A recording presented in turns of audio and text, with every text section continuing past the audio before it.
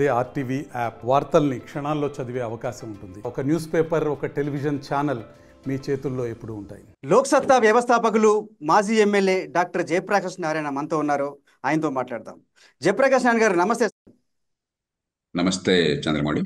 కేంద్ర బడ్జెట్లో ఏపీకి జరిగిన కేటాయింపుల వల్ల న్యాయం జరిగింది అనుకుంటున్నారా? ముందు చంద్రమౌళి గారు అర్థం చేసుకోవాల్సింది ఏంటంటే,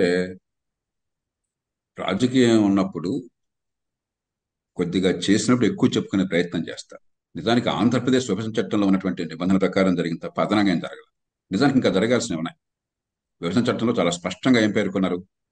వెనకబడ్డ ప్రాంతాలకి నిధులు, అట్లాగే రెవెన్యూ డెఫిసిట్ ఉన్నట్టయితే దాన్ని పూరించటము 5 ఏళ్ల పాటు, రాజధాని కోసం అని చెప్పని సహాయము,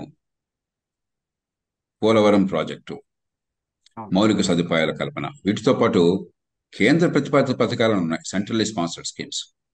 దానిలో రాష్ట్రం కేంద్రం సగం సగం వాటా భరిస్తూ ఉంటాయి.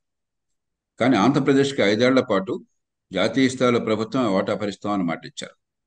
దానికి 16,000 కోట్లు ఇవ్వాలి అదనంగా, ఉదాహరణకి. ఇంకా అది రాలా.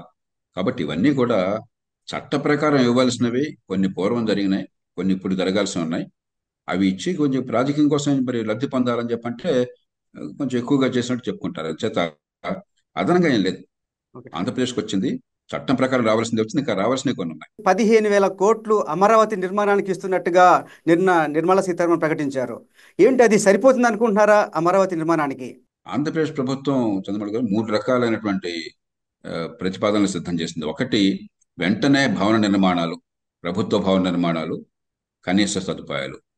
2, రెండవ దశలో విస్తరించినటువంటి మౌలిక సదుపాయాలు, ఇతర ఏర్పాట్లు. 3, తృతీయ దశలో ఏర్పాట్లు. మొత్తం కలిపి నాకు గుర్తున్నంత వరకు 1,20,000 కోట్ల రూపాయల పైచీలకు ప్రతిపాదన చేశారు. ఇదంతా ప్రభుత్వం నుంచి రావడం సాధ్యం కాదు, అవసరం కూడా లేదు.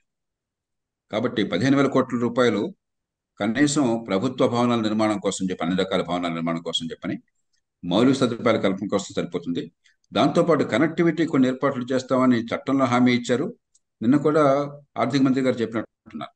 కాబట్టి ఆ ఏర్పాట్లు జరగాలి, అది మౌలిక సదుపాయాల భాగంగా జరుగుతాయి. కాబట్టి కనీసం ఒక మేర కన్నా నగర నిర్మాణం సాధ్యమవుతుంది. మిగతాది ప్రైవేట్ రంగంతో దీర్ఘకాలంలో ఏర్పాటు చేసుకోవాలి. కానీ 15,000 కోట్లు గ్రాంట్లు కాదు, కేవలం వివిధ సంస్థల ద్వారా రుణాలు మాత్రమే ఇప్పిస్తున్నారు అనేది చర్చ నడుస్తుంది. మీరేమనుకుంటున్నారు జయప్రకాష్ నారాయణ గారు? నేను కూడా పత్రికల్లో చూశాను, అది గ్రాంట్ కాదు రుణం అని చెప్పని.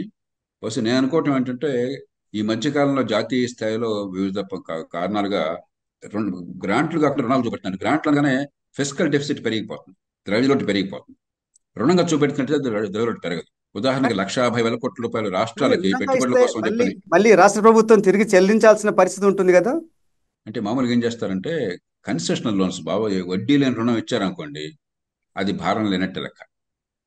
కానీ 1,50,000 కోట్ల రూపాయలు ఉదాహరణకి పెట్టుబడుల కోసం అని చెప్పని రాష్ట్రాలకి కేంద్రం కేటాయిస్తున్నది, యూనియన్ ప్రభుత్వం కేటాయిస్తున్నది. అవన్నీ కూడా వడ్డీ లేని రుణాలు.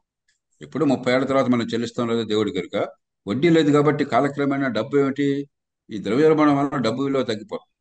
వడ్డీ లేకపోయినట్లయితే మీకు భారం తగ్గిపోతుంది. కాబట్టి అది ఏం చేస్తారో మనకు స్పష్టంగా తెలియదు. అది నేను అనుకోవటం అకౌంటింగ్ పర్పస్ కోసం అని చెప్పని వడ్డీ లేని రుణాలు ఇస్తున్నారేమో, వివరాలు తెలుసుకోవాలి. ముఖ్యంగా నిన్న చూస్తే స్పష్టంగా బీహార్ అంటే ఏపీకి కొద్దిగా కేటాయింపులు ఎక్కువ జరిగినట్టు కనిపిస్తోంది. ఈ 2 రాష్ట్రాల్లో కూడా చూస్తే బీహార్కి దాదాపు 60,000 కోట్ల కేటాయింపులు జరిగినాయి. అన్ని రకాలుగా చూసినప్పుడు ఏపీకి కేవలం 15,000. ఈ తేడాను ఎట్లా చూస్తారు? ఇప్పుడు మీరు బీహార్ చూడండి, 20 ఏళ్ల క్రితమే నితీష్ కుమార్ గారు అధికారంలోకి వచ్చినప్పుడు నేను అప్పుడు జాతీయ సలహా మండలిలో ఉన్నాను. అప్పుడు సోనియా గాంధీ గారితో, ప్రధానమంత్రి గారితో నేను చాలాసార్లు చర్చించాను. ఏమండి, ఎట్టకేలకు బీహార్కి ఒక మంచి నాయకుడు వచ్చాడు, చాలా దుస్థితితో ఉన్న రాష్ట్రం. ఇప్పుడు మీరు మీ పార్టీ కాదు వాళ్ళు, లేకపోతే మీకు అలయన్స్ లేదు వాళ్ళతో, బీజేపీతో ఉన్నారు. అవి పక్కన పెట్టేసి బీహార్కి వీలైనంత సాయం చేయడానికి గట్టిగా నేను వారిని కోరాను. వాళ్ళు కొందరు అపార్థం చేసుకున్నారు. నేను నా పేరు చూసి బీహార్ వాడిని అనుకునేవాడిని, అంత పక్షపాతం ఎట్లాగా మీకు మీ రాష్ట్రం అంటే అన్నారు. అది మా రాష్ట్రం కదండి, నేను తెలుగు వాడిని అంటే. మీరు మీకెందుకు అన్నారు. ఎందుకంటే బీహార్ అత్యంత పేద రాష్ట్రం. ఈవేళ కూడా బీహార్ 58,000 రూపాయలు తలసరి ఆదాయం. తెలంగాణ ఉదాహరణకి దాదాపు 3 లక్షల రూపాయలకు వచ్చేసింది తలసరి ఆదాయం. మహారాష్ట్ర ఇంకా ఎక్కువ ఉన్నది. బీహార్ 58,000 రూపాయలు, పెద్ద రాష్ట్రం. కాబట్టి ఒక పెద్ద రాష్ట్రం అంత పేదరికంలో ఉంటే మిగతా దేశం మొత్తానికి నష్టం. కాబట్టి బీహార్ కానీ యూపీ కానీ వేగంగా పెరగాల్సిన అవసరం ఉన్నది. ఆ బాధ్యతని జాతీయ స్థాయిలో తీసుకోవాలి, మనందరం తీసుకోవాలి. అంచేత బీహార్కి వచ్చినందుకు మనం బాధపడకూడదు. మరిన్ని వీడియోస్ కోసం ఛానల్ ని సబ్స్క్రైబ్ చేయండి, లేటెస్ట్ అప్డేట్స్ కోసం వాట్సాప్ ఛానల్ ని ఫాలో చేయండి అండ్ లింక్ డిస్క్రిప్షన్ లో ఉంది.